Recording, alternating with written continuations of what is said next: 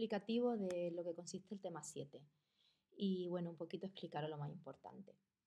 Bueno, pues el tema 7 corresponde al resultado de aprendizaje 7, que es el protocolo de aplicación para la administración de contrastes y radiofármacos. Y bueno, ya introduje el tema en el primer trimestre, antes de ir a vuestra formación en centro, y de hecho os di el tema. Ese tema que os di no sirve, porque es un tema, este lo he cogido y lo he resumido. Por lo tanto, el anterior podéis olvidaros de él o tenerlo allí pues, para consultar si queréis ampliaciones. Este tema pues, se va a referir a los contrastes y a los radiofármacos. Y bueno, pues para explicar el tema hacen falta unos conocimientos de farmacología y entonces pues bueno, se van a explicar los principios de farmacología y farmacocinética, la clasificación de los medicamentos, qué son los medicamentos, en fin, un poco una introducción general para después meternos en lo que son los contrastes, la administración de los contrastes y qué efectos indeseables podemos encontrar. Bueno, como ya vimos y además podéis haber visto en vuestra formación, los medios de contraste se van a utilizar en el diagnóstico clínico de las enfermedades y permiten incrementar la diferencia entre tejidos en un estudio de diagnóstico por la imagen. ¿Para qué los vamos a utilizar? Pues para mejorar la calidad y para poder diferenciar estructuras que tengan similar densidad, que de forma normal no podíamos apreciarla y con estos contrastes nos va a ayudar a apreciarla y a diferenciarla. Cada especialidad radiológica va a poseer sus contrastes específicos adaptados a sus características. Pues la vía de administración, el tipo de contraste, el tipo de principio activo van a llevar. Y es importante saber que nunca van a presentar un efecto terapéutico sobre la patología del paciente. O sea, el contraste no va a tener efecto terapéutico. Simplemente va a utilizarse para establecer un diagnóstico. Lo que sí, al ser un medicamento, bueno, pues puede presentar, como el resto de los medicamentos, efectos adversos. Durante mucho tiempo no se han considerado fármacos propiamente dichos, medicamentos, pero la ley de medicamentos, bueno, la primera ley de medicamentos que se promulgó ya lo incluyó y de hecho, bueno, pues la definición de medicamentos, que lo veremos ahora más adelante, incluye los que sirven para elaborar un diagnóstico. La eficacia del agente del contraste se va a basar en la especificidad y en la sensibilidad que presenta el medio de diagnóstico utilizado para su detección. Bueno, pues todo esto ha ido evolucionando mucho a lo largo del tiempo y en los últimos años, pues tanto con la radiología, igual que la radiología ha evolucionado, también ha evolucionado los contrastes. Bueno, vamos a ver de dónde surgen los primeros contrastes, porque de hecho es casi a la misma vez que aparece la radiología, ya empiezan a aparecer los primeros medios de contraste. De hecho, pues el propio descubridor incluso los aplicó. Entonces, ¿cuál sería la definición? Pues son sustancias utilizadas en imagen diagnóstica para mejorar la calidad de las imágenes o incluso obtener otras nuevas aprovechando las características físicas o metabólicas del órgano, el sistema o el tejido estudiado. Para ser consideradas como tales, pues van a cumplir determinadas características, pues bien tolerados, pues que no sean especialmente irritantes o tóxicas, ya veremos cómo eso no siempre ocurre. Que produzcan un buen contraste, que permanezcan el tiempo suficiente en el órgano investigado pues para poder obtener la imagen, pero a la misma vez pues queremos que se eliminen con rapidez, no queremos que estén en el organismo durante más tiempo del que sea necesario. Y tampoco queremos que se transformen en metabolitos activos. Y además, cuando se administran por vía digestiva, lo que queremos es que se eliminen por el tracto digestivo sin ser absorbidos al torrente circulatorio. Bueno, vamos a empezar con lo que es un fármaco, un medicamento. Según esta definición, la podéis leer, pero yo me voy a ir a la definición que viene en el Real Decreto 1/2015, del 24 de julio, por el que se aprueba el texto refundido de la Ley de Garantía y Uso Racional de los Medicamentos y Productos Sanitarios. Ya veréis que más o menos dice lo mismo, pero bueno, nos vamos a remitir a la definición legal. Bueno, pues si nos vamos al artículo 2, en definiciones podemos ver, aquí hay ciertas definiciones interesantes que tenéis que coger. Entonces tenemos la principal, la definición de medicamento de uso humano. Bueno, pues si nos leemos la definición, dice que es toda sustancia, combinación de sustancias que se presente como poseedora de propiedades para el tratamiento o prevención de enfermedades en seres humanos, que puede usarse en seres humanos o administrarse a seres humanos con el fin de restaurar, corregir o modificar las funciones fisiológicas, ejerciendo una acción farmacológica, inmunológica o metabólica, o de establecer un diagnóstico médico. Aquí es donde llegamos, porque nuestros contrastes, pues efectivamente, se pueden considerar medicamentos. Ya veis que hace alusión al tema de en humanos, pues porque tenemos otra definición prácticamente igual, pero que es veterinario, que en animales.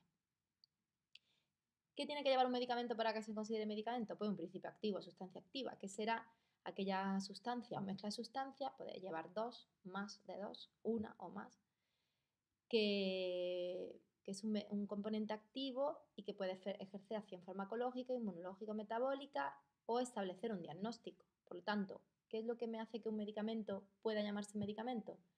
Pues el principio activo. Pero el medicamento no lleva solo un principio activo, sino que también va a llevar excipientes, que es todo componente de un medicamento distinto del principio activo y del material de acondicionamiento. La materia prima sería todo lo que forma el medicamento, ya sea activo o inactivo, y la forma galénica, que es otra definición importante, es la disposición a la que se adaptan los principios activos y los excipientes para constituir un medicamento. Se define por la combinación de la forma en la que el producto farmacéutico es presentado por el fabricante y la forma en la que es administrado. Por lo tanto, pues, por poner un ejemplo, seguro que si miráis en vuestro botiquín podéis encontrar varios ejemplos. Comprimidos vía oral, comprimidos vía vaginal, comprimidos vía rectal. Quiere decir que una misma forma farmacéutica puede tener distintas vías de administración. En un cartonaje de un medicamento, un envase, vamos a encontrar siempre la forma farmacéutica, la vía de administración. Pues emulsión, vía tópica, pomada, vía oftálmica, solución, vía parenteral, suspensión, vía oral, cápsulas, vía oral. Bueno, pues es muy importante a la hora de clasificar también los medicamentos. Tenemos muchas formas farmacéuticas y todas tienen que tener ciertas características. Por ejemplo, el mismo principio activo lo podemos encontrar en distintas formas farmacéuticas. ¿Qué va a hacer que se adapte a una forma a otra? Pues los excipientes. Si queremos formular un paracetamol pues por vía oral en un comprimido, pues tenemos que poner un excipiente diferente que si va a ser por vía ¿qué digo yo?, rectal o si en lugar de un comprimido es una solución. Los excipientes a la misma vez, pues sus funciones van a ser ayudar al principio activo. Puede tener tanto una función que ayude al principio activo a llegar a su biofase o al sitio donde tiene que ejercer el efecto, o incluso pues puede un excipiente ser un saborizante. Por ejemplo, en pediatría necesitamos saborizantes pues, para que los medicamentos pues, tengan un sabor agradable y que el niño se lo tome. Otra definición importante que encontramos es genérico. Esto seguro que lo habéis escuchado muchísimo hablar de medicamentos genéricos, si en la farmacia, que si no me dan la marca, que si me dan el genérico. Bueno, pues un medicamento que tiene la misma composición cualitativa y cuantitativa, es decir, si yo quiero hacer el genérico del Termalgin 500 miligramos 20 comprimidos, pues el genérico se llamará paracetamol Durban 500 miligramos 20 comprimidos. Tiene que tener la misma forma farmacéutica, la misma dosis y la misma cantidad.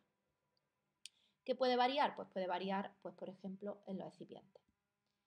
Y luego pues el efecto tiene que ser el mismo y tiene que tener tiene que haber pasado estudios adecuados de biodisponibilidad que avalen esa equivalencia farmacológica. Por lo tanto, cuando hablamos de marca y genérico, en la teoría tienen que hacer exactamente el mismo efecto. Digo en la teoría pues porque la práctica pues no siempre ocurre así, ya que como cambian los excipientes, pues además pues, debido a las variaciones interindividuales de los organismos, pues a lo mejor a una persona le hace un efecto y a otra. Pero eso pasa también con la marca. A una persona le va a hacer un efecto, por ejemplo, pues antes que a otra persona. Pero bueno, en general, hablando en términos generales, son bioequivalentes. Y luego, bueno, pues ahí si queréis echar un vistazo hay otras definiciones también interesantes. Bueno,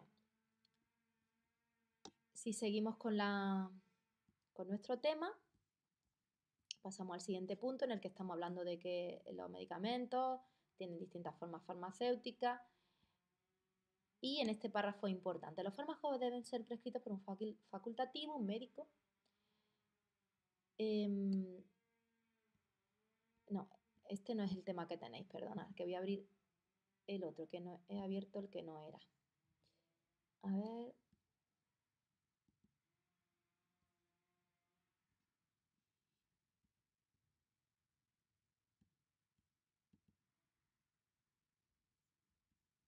Bueno, aquí estamos.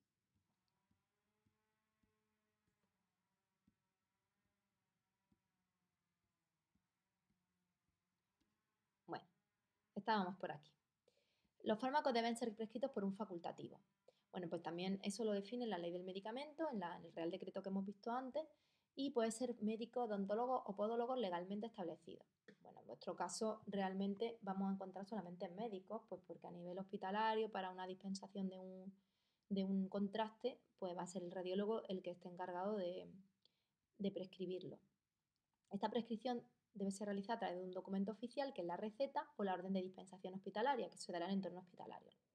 En el entorno hospitalario pues no tenemos receta, pues porque allí pues no hay el mecanismo es diferente. En la farmacia sí que tiene que venir una receta, en la receta se coloca el cupón precinto, que es lo que se recorta del medicamento, pues para que sea un justificante de que se ha hecho esa dispensación y se cobra al paciente pues la cantidad que se debe cobrar. En esa receta orden de dispensación pues tiene que indicar el principio activo, el medicamento que debe ser consumido, ya puede ser pues principio activo o medicamento con marca, la dosis, el intervalo de consumo, los días, así como precauciones más importantes que debe tenerse en cuenta. Además de medicamentos que necesitan prescripción, pues también encontramos otros medicamentos que no necesitan prescripción para ser dispensados, que son los que se consideran productos OTC, que las siglas significan over the counter, que significa sobre el mostrador. Esos son productos medicamentos que podemos encontrar en la farmacia que se dispensan sin receta médica. Por ejemplo, pues cuando una persona va con síntomas menores, pues un resfriado, y le dispensa el farmacéutico un frenador. Y luego también encontramos medicamentos que se elaboran de forma individualizada, que son las fórmulas magistrales. Eso no vamos a entrar porque eso es lo que se elabora se pueden elaborar tanto en oficinas de farmacia como en la farmacia hospitalaria. Que bueno, en realidad pues bueno, en algunos determinados casos pues sí se pueden elaborar como fórmulas magistrales algunos medicamentos que se podrían utilizar